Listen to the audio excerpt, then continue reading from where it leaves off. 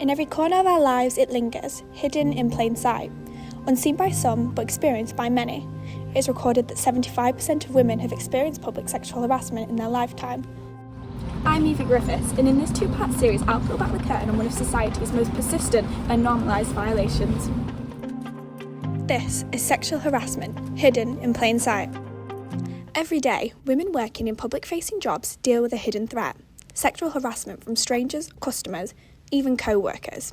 Jasmine Greenleaf is a 20-year-old retail worker who's fallen victim to public sexual harassment while at work on countless occasions. So can you share with me what your experience of working in retail as a woman is like? There's been times where men have come and asked me for my number on shift, and just to take advantage of the kindness I've given them as a customer service giver. But this doesn't excuse the fact that I shouldn't be facing these problems. A study done back in 2021 found that more than 1 in 10 retail workers have experienced sexual harassment within the UK. I was on my lunch break, took off my lanyard exposing where I do work. A male came from behind me as I was walking down an alleyway to get some food within the shopping centre we work in, and he'd said, "I've been watching you work at said store," and said, "Let's talk." I said, "No." He said, "I have a boyfriend." He said, "It doesn't matter, let's talk, I've been watching you." I said no very abruptly and walked away. I did report it to the security that work within that shopping mall. I also reported it to my management and higher management. However, there was no, and also filed a police report myself. There was no outcome. I was no form of support. Many retail employees like Jasmine are not given the support they need when incidents like this one occur. Sharon Splain, a training and liaison officer for crime reduction in the workplace, spoke with me about what employers should be doing. Companies should make sure it's clear to everybody that works for them or people that use the service that any type of harassment will not be tolerated. People should be able to go about freely how they want. They should be able to dress how they want and conduct their everyday business without people thinking, I'm going to go in and harass that person. Staff should be encouraged to report any type of incidents as well, not just brush it off as well. It was a bit of banter. Introduce ways as well for staff to get help quickly. I think it's crucial that women feel safe in the workplace, as well as also if they're walking around the city centre, if they're going about. It promotes a positive and productive work environment if they feel safe from harassment in the workplace.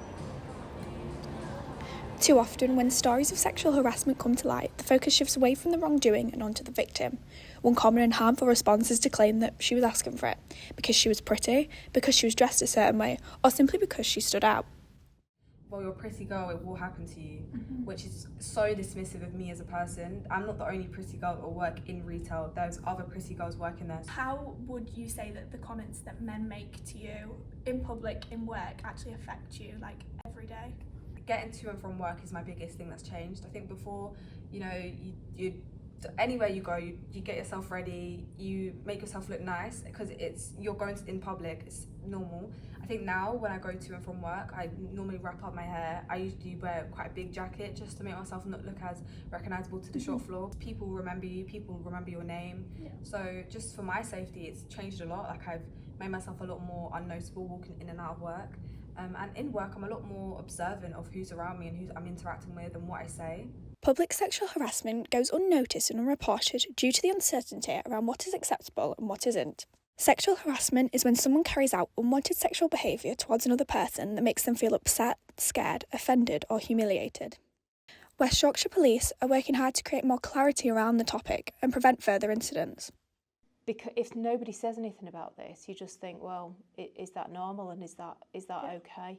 And it's challenging that thought that it's actually not okay. It's not okay to put up with that behaviour, and it's equally not okay for men, for boys to see that behaviour happening, to think that behaviour is all right and to continue. It's important that if you feel as though you may have seen or experienced sexual harassment while at work, that you report it, whether this be to a trusted manager, HR or to the police. If it doesn't feel right, it probably wasn't.